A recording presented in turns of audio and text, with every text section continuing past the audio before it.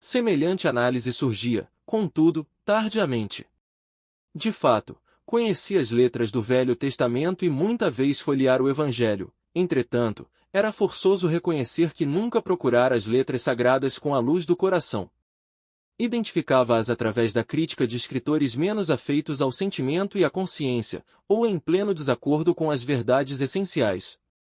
Noutras ocasiões, interpretava-as com o sacerdócio organizado, sem sair jamais do círculo de contradições, onde estacionara voluntariamente. Capítulo 1 Nosso Lar, Espírito André Luiz.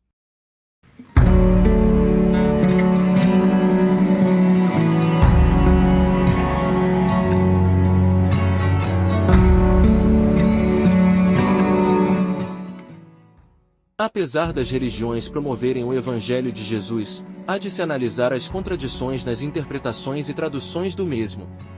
Lê-lo gravo, meditá-lo analiso, vivê-lo fortalece a fé. Aplicá-lo no próximo nos salva do orgulho e do egoísmo. O Espírito Alcione no livro Renúncia do Espírito Emmanuel, psicografia de Francisco Cândido Xavier, nos dá um ponto de vista de um espírito que habita regiões muito superiores à da Terra. Chegamos à conclusão de que o Evangelho, em sua expressão total, é um vasto caminho ascensional, cujo fim não poderemos atingir, legitimamente, sem conhecimento e aplicação de todos os detalhes. Livro Renúncia, Espírito Emmanuel. Podemos não chegar a tanto, mas agora já sabemos e podemos aplicar o Evangelho ao próximo, no limite das nossas forças. Pior é nada fazer e esperar. Jesus não vai querer de nós o que não alcançamos ainda. Mas já podemos fazer algo. André sabia, pois aprendeu na sua religião cristã. Não o aplicava porque acreditava que saber e ter fé era o suficiente. Lembram do final do Sermão do Monte em Lucas capítulo 6? Todo aquele que vem a mim, e ouve as minhas palavras, e as pratica, eu vos mostrarei a quem é semelhante. É semelhante ao homem que, edificando uma casa, cavou, abriu profunda vala, e pôs os alicerces sobre a rocha. E vindo a enchente, bateu com ímpeto a torrente naquela casa, e não a pôde abalar, porque tinha sido bem edificada. Mas o que ouve e não pratica é semelhante a um homem que edificou uma casa sobre terra, sem alicerces, na qual bateu com ímpeto a torrente, e logo caiu, e foi grande a ruína daquela casa. Lucas 6, 47, 48, 49. Não falava da casa física o nosso amado Mestre Jesus. Falava da nossa verdadeira casa. A interior. A casa mental. A de André Luiz estava em ruínas. Eis aí a casa que o André escolheu como primeira morada após a morte, por não praticar os seus conhecimentos evangélicos. Devemos ficar apreensivos com essas afirmativas. Notem a gravidade do nosso comportamento humano atual longe das revelações evangélicas sem nos tornarmos missionários delas.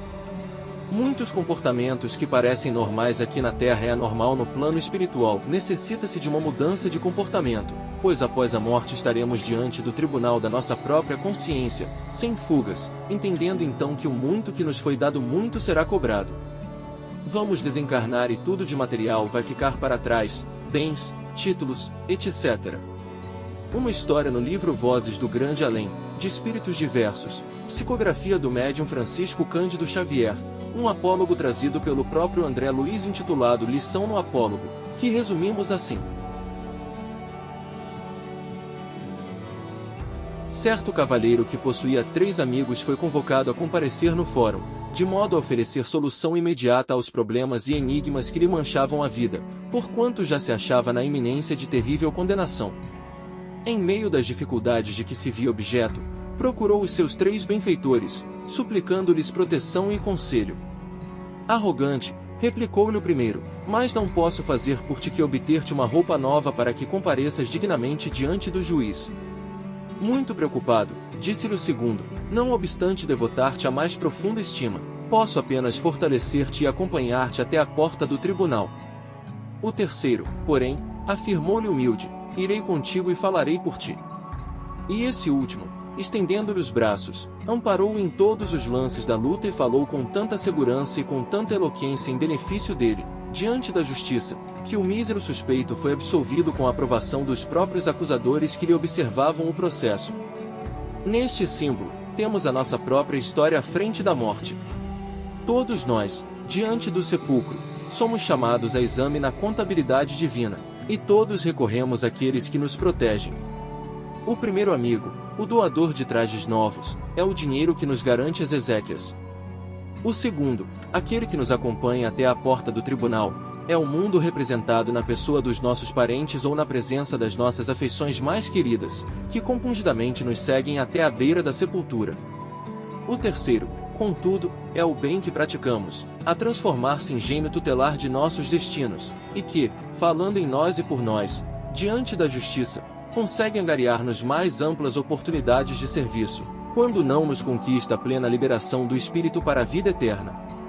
Livro Vozes do Grande Além. André Luiz ignorava que estava no caminho errado das leis divinas ou vivia uma cegueira voluntária. Veremos na continuação do seu relato no próximo estudo. Não desanimemos. Se não está sentindo que evoluiu o suficiente, lembre-se que está muito melhor que há 100 anos atrás. Um grande abraço a todos e a todas. Saúde e muita paz.